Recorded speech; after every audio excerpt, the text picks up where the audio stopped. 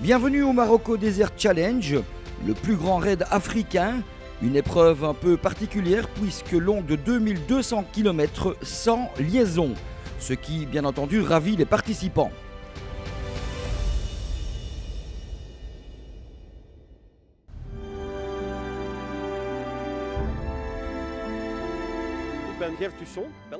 Je suis Gerd Dusson, organisateur belge du Marocco Desert Challenge.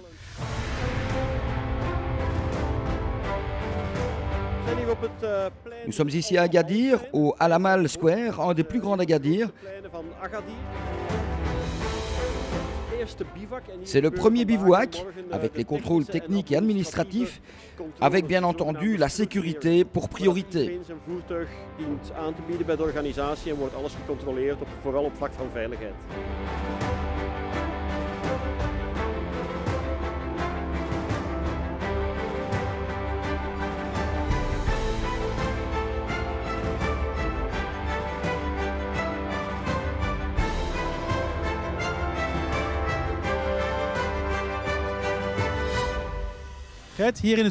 Gerd Dusson, nous sommes ici au parc de service, tout le monde en parle, vraiment impressionnant le nombre de voitures. Ça va être d'un assez haut niveau.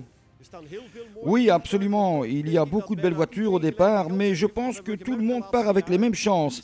Car on a pu voir au cours des dernières années que même les voitures au top, les overdrive qui ici dominent la course, peuvent subir des problèmes en fin de parcours et quand même perdre le rallye.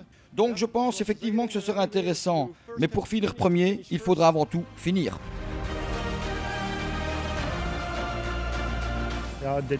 Oui, cette année on roule avec le Can-Am Maverick.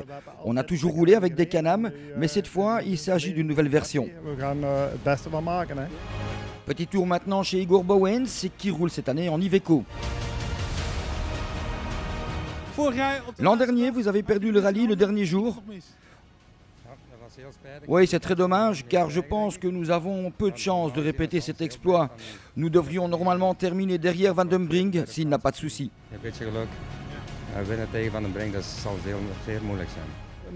Cette fois avec le Renault, c'est un nouveau challenge, une très belle course dont on connaît les étapes. C'est un beau parcours, des spéciales très longues, sans liaison, c'est ce que vous aimez. Oui, exactement. On adore ce type de spécial. On veut faire des kilomètres. Parfois, on a besoin de liaison pour arriver au point départ, mais on préfère être dans la course. Je connais Gerd Dusson et je pars de l'idée qu'il va nous réserver quelques belles surprises et de beaux décors.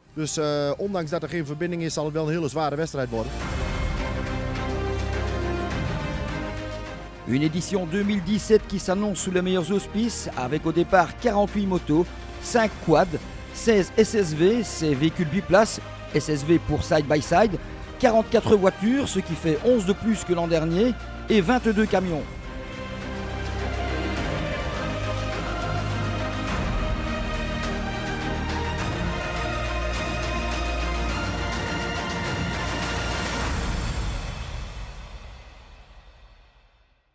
Nous voici au départ de la première étape qui reliera la mythique plage blanche à 200 km au sud d'Agadir, 250 plus exactement, pour relier Isht. Par la suite, le parcours se durcira un peu avec des passages rapides et techniques, ceci sur un sol à dominante sablonneuse.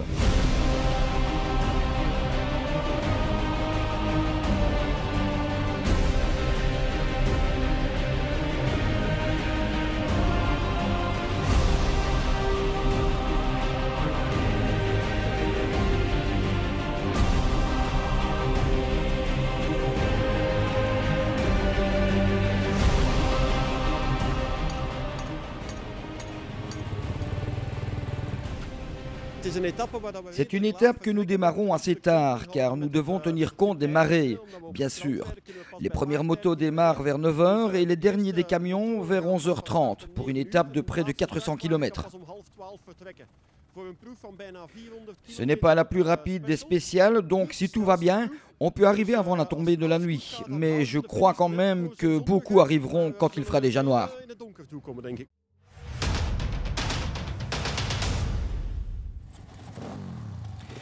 Et nous commençons donc avec les premiers départs, ceux des motos qui démarrent par petits groupes sur cette très belle plage blanche.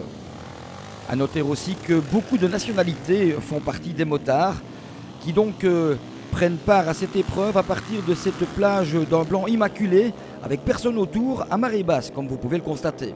À l'image, Harid Gabari, champion national du Maroc, un pilote qui a plusieurs participations à l'Écorès et au Dakar à son actif. Bien entendu, il vise ici un résultat. Et en combinaison bleue, Kim de Rijker, double vainqueur de l'événement et par ailleurs vainqueur de cette première étape. Kim de Rijker, félicitations. Kim de Rijker, félicitations, victoire dans la première spéciale. Bien oui, merci beaucoup. C'était un peu inattendu. J'ai un peu cherché mon rythme au début. Puis j'ai appris la moto et après 120 km, j'ai trouvé le bon tempo. Après, ça allait très bien, mais ce fut quand même une journée assez dure. Classement après la première étape, de Rijker en tête devant Rob Schmitz. Verkeerd complète le podium, Gabari et Schmitz, Mark Schmitz cette fois, complètent le top 5.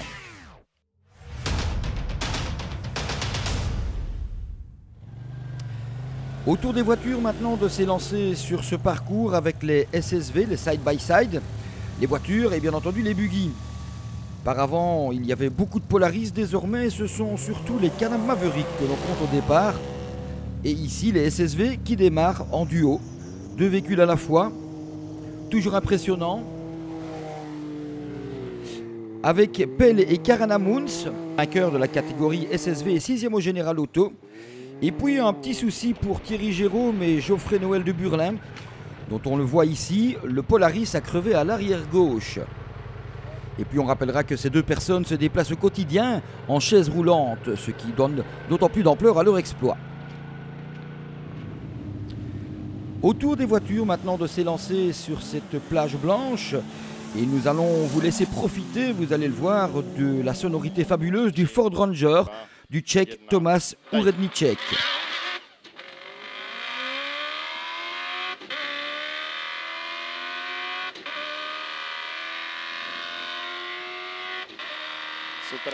Voilà, comme si vous y étiez, à savoir que Uredníček termine 4e, un bon début de rallye pour lui. Quant au vainqueur 2016, Jérôme Renaud, eh bien, ce début de rallye n'est pas terrible pour lui cette année. Il ne réalise ici que le 16e temps. Et nous embarquons avec Peter Eren, qui, à bord de son Desert Warrior, a malheureusement connu quelques problèmes moteurs avant le départ. Et puis, ça ne s'est pas arrangé, puisque le moteur a à nouveau fait preuve de quelques caprices pendant cette première étape. Et nous rejoignons maintenant Stéphane Horard et son buggy au look de coccinelle, qui termine 55e. Suite à des problèmes d'essence vers la fin de la spéciale. Une magnifique spéciale qui m'a rappelé quelques belles étapes africaines du Dakar d'ailleurs. Je pense que Jean-Claude Caquet a fait un magnifique travail. C'était rapide, sélectif, terrible sensation de pilotage, parfois très réalisant et du vrai franchissement dans les gros cailloux. Donc c'était la première spéciale pour ma voiture de course toute nouvelle en Afrique et ça se passait très bien. On a remonté tous les concurrents qui sont partis devant nous à part 3 motos. Jusqu'au kilomètre 317 et puis là on a eu un problème de pression de carburant et j'ai pas écouté ce qu'on m'avait dit au briefing. On a été faire le plein hier soir dans une station locale qui avait apparemment mauvaise réputation, mais j'avais pas d'autre choix parce que c'était une longue spéciale et je devais avoir un réservoir bien rempli, donc voilà. Et maintenant nous retrouvons Tim Coronel, le frère de l'autre, sur son buggy. 6 Dakar à son actif et ici il termine 3e de cette première étape. Tim, une première étape 2017 qui s'est bien passée?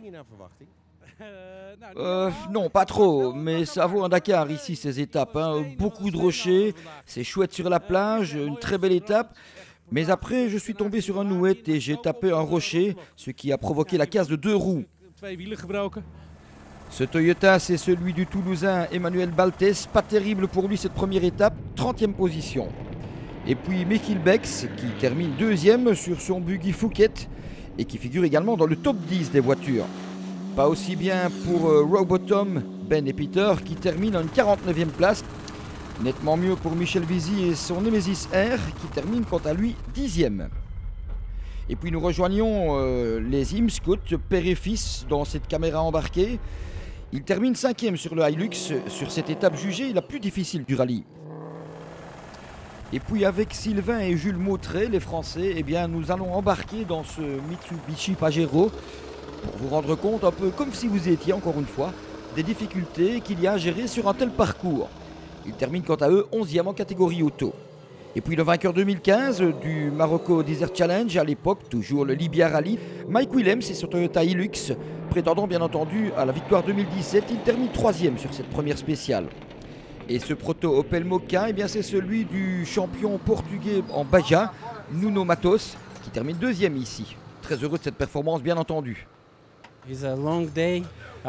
Oui, ce fut une longue et dure journée pour nous aussi. C'est très différent du championnat portugais, bien entendu, mais l'auto s'est bien comportée aujourd'hui. Et au final, nous enregistrons ce bon résultat. Finalement, nous sommes très heureux. Et ce beau buggy, le Herator V8, eh bien c'est celui de Javier Herrador. Un véhicule, comme son nom l'indique, de conception maison. C'est lui le vainqueur de cette première étape. C'était une étape vraiment très difficile. Une bonne moitié était rocheuse avec des sortes de dents de dinosaures à franchir. Mais en général, on s'est bien amusé. Nous avons apprécié le parcours et le roadbook était vraiment bien fait. Derrière Herrador, Matos et Willems, Oretnicek et son fameux Ranger 4e et le duo Imskot 5e, premier belge.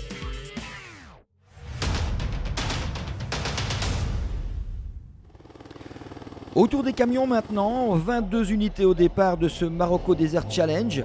Et on commence avec William de Groot, son DAF FT XF 105. Une fois encore en caméra embarquée, et puis ces belles images d'hélicoptères toujours très appréciées. Avec le belge Christophe Stroh qui termine 13e, et puis Jean-Marc Ayala le français, bien lui il fait un peu moins bien puisqu'il termine dernier des camions tout simplement. Dernier juste derrière Richard Gonzalez, qui enregistre ici quelques pénalités. Et nous retrouvons maintenant un des grandissimes favoris, Martin van den Brik, sur son impressionnant Renault CBH, qu'il n'amène qu'au 3e rang sur cette première spéciale, puisqu'il fut victime de crevaison. Nous retrouvons Martin van den Brik. Martin, première étape, et les choses ne se sont pas réellement passées comme espéré. Oui, effectivement, nous sommes partis les premiers sur la plage. Tout avait bien démarré, puis après, nous avons eu des problèmes de boîte de vitesse. Nous avons perdu environ une demi-heure. Nous ne pouvions plus enclencher les vitesses. On a changé la programmation de la boîte. Je pouvais ainsi rouler en automatique. Ce n'est pas mon mode préféré, mais au moins comme ça, nous pouvions continuer à avancer. Ça, c'est Igor Bowens et son Iveco. En fait, quand on dit son Iveco, c'est pas le sien, c'est celui de son papa, Grégor. Il termine 2e en 2016. Cette étape, il la termine au 6e rang, avec Dave Bergmans et Ulrich Perboom. Autre Belge, Paul Verheyden, avec ce DAF de l'équipe Ferrein. Très bon début de parcours pour lui aussi, puisqu'il termine cette première étape spéciale en 2e position. Et puis ça, c'est le Renault de Geert Hussink. Pour la petite histoire, son Renault est l'œuvre du même préparateur que le camion de Van den Brink. Toujours impressionnant, mais pas nécessairement le plus efficace. Il termine 5e de ce premier chrono. Et le vainqueur, c'est lui, ou plutôt c'est elle, l'Amazone portugaise Elisabeth Jacinto, que nous retrouvons à l'interview, histoire de nous raconter un peu sa journée, cette première étape un peu difficile. Jamais j'ai fait une spéciale si longue comme celui-là avec ce type de parcours. Vous pouvez regarder mes pneus. On a eu 2 pneus crevés et un 3e qui perd de l'air, qui est resté comme ça pendant toute la journée. Vous pouvez voir comme il est. Donc cailloux partout, des endroits difficiles, beaucoup de droite et gauche. Derrière la portugaise, seul pilote camion sur cette épreuve, Verheyden, Van den Brink, De Groot et Hussink suivent pour les 5 premières places. Voilà, au terme de cette première journée déjà fort éprouvante, eh bien les équipes sont affairées à remettre les mécaniques en état, à réparer au besoin. Et puis le briefing se fait côté pilote. Allez, une petite pause et on se retrouve pour la suite.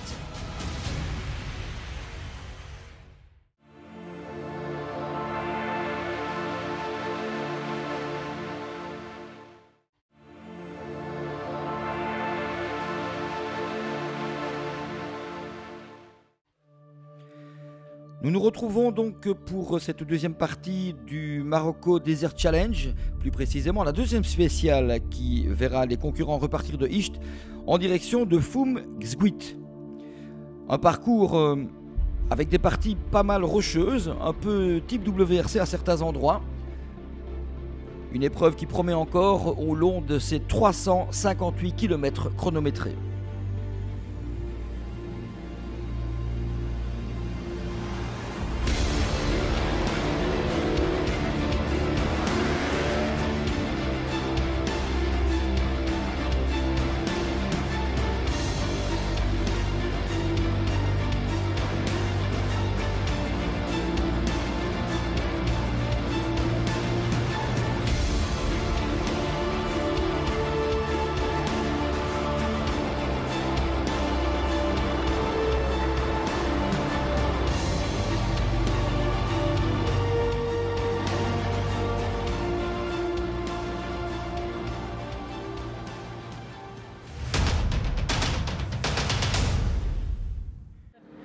C'est avec le vainqueur de la première étape, Kim de Rijker, que nous préparons cette deuxième journée qui débute sous un ciel couvert avec un léger vent de sable. Et Pedro Bianchi Prata qui termine cette deuxième spéciale à une belle 5e place. Un bon résultat pour le pilote Honda. Quant à Gabarri, il est toujours 4e sur sa KTM. Et on apprécie toujours ses décors impressionnants.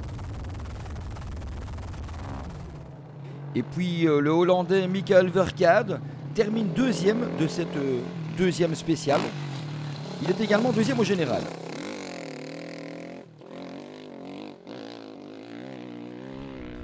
Quant à René Van Aert, il termine 22e, mais il remporte la catégorie des quads.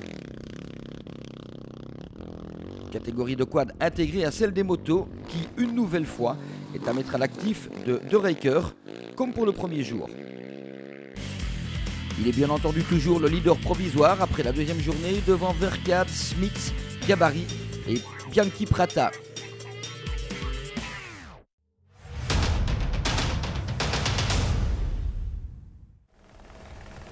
Et retrouvons les autos avec Mark Lauwers plus précisément, 3e SSV. Et le vainqueur c'est lui, Pascal Mercier, sur un parcours un peu plus roulant que la première étape. Et puis ce buggy, c'est celui de Thierry et Sophie Bunel-Gourdi, qui terminent 6e des buggy, ce qui leur permet de gagner 7 places au général, rien que sur cette deuxième étape. Et puis on retrouve Urednicek et son Ranger à la sonorité envoûtante, même malgré le bruit de l'hélicoptère.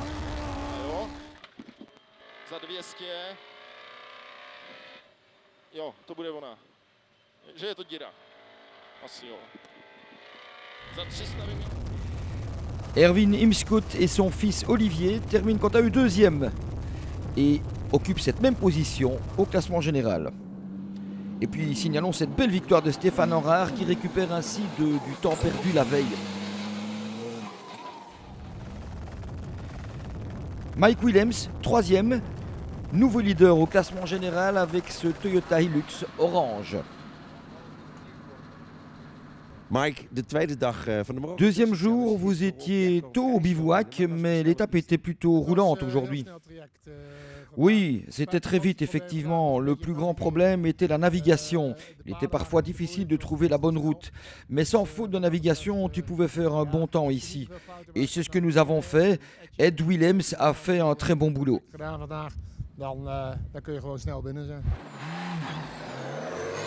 Petit problème pour Nuno Matos, vainqueur de la première étape. Il perd une roue sur cette deuxième étape spéciale et forcément beaucoup de temps.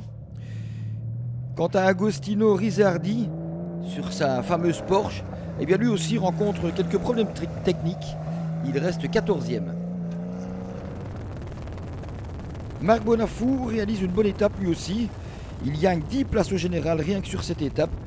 Il est 11e au général. Et puis Yann De Vos est 13e sur ce magnifique bowler. Enfin, Tim Coronel entre dans le top 10. Et comme nous allons le voir, l'abondante poussière n'a pas toujours facilité la tâche des pilotes. Grâce à une 6e place sur cette étape, Jean-Luc Butez place son bowler à la 4e place au général. Tandis que Michel Vizy et son Némésis, 5e sur cette 2e étape, passent de la 10e à la 3e place au général. Changement de programme total par contre pour le leader d'hier, Erador, qui tombe à la 49e place après une brochette de soucis. Il jette le gant. Oui, c'est notre première fois au Marocco Desert Challenge. C'est une très belle expérience, le genre de rallye que l'on connaît bien en Afrique. Une très belle opportunité de participer à un rallye bien organisé et les bivouacs sont parfaits.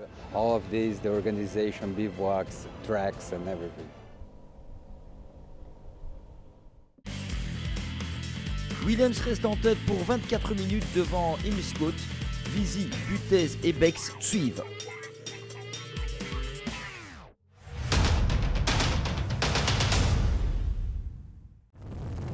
Côté camion, ce ne fut pas la meilleure des journées pour Paul Verheyden.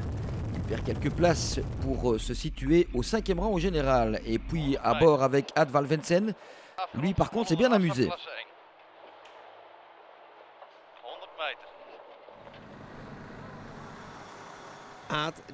Ad, c'était une très belle journée pour toi. Oui, exactement. Ces pistes-là, j'aime beaucoup.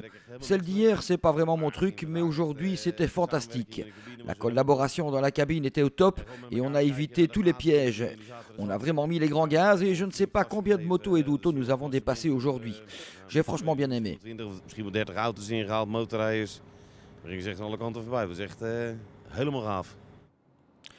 Jean-Marc Ayala, le Français, s'amuse toujours. Le rallye est difficile, mais il reste très motivé. Leader au terme de la première étape, Elisabeth Jacinto a perdu son leadership. Elle est maintenant 2e. Tandis que Igor Bowens, 4e au général, avec lequel on embarque. Et puis on admire toujours ces prestations des camions, toujours très spectaculaires, hein, ces trucks. Et puis, vous voyez, ce freinage appuyé, eh bien, c'est Gert Hussing, très motivé sur cette 2e étape, la grosse attaque, et le mérite de remporter la 2e position sur cette étape. Il pointe désormais au 3e rang en général, et regardez le travail accompli par les suspensions. Ça secoue, évidemment, il faut se tenir à l'intérieur, mais le travail remarquable de ces suspensions. Et nous retrouvons le pilote à l'interview. Alors, est-ce que ce Renault répond bien aux attentes? Oui, c'est pas le Renault le problème, c'est nous le maillon faible. Aujourd'hui, c'était une belle journée, mais très dure quand même. Et même si elle était moins dure qu'hier, car nous n'avons pas eu de problème. Mais au final, nous nous sommes vraiment bien amusés. Voici le grand favori, Martin Van den Brink, sur le camion de Mammouth Rally Sport, le Renault. Pas trop de problème aujourd'hui pour le Hollandais qui prend la tête de la catégorie camion avec ses équipiers de Graaf et Kozlowski. Voilà, c'en est terminé pour cette 2e journée de course avec cette très belle vue d'hélicoptère du campement. Van den Brink est toujours en tête devant Jacinto, Hussing, Bowens et Verheyden.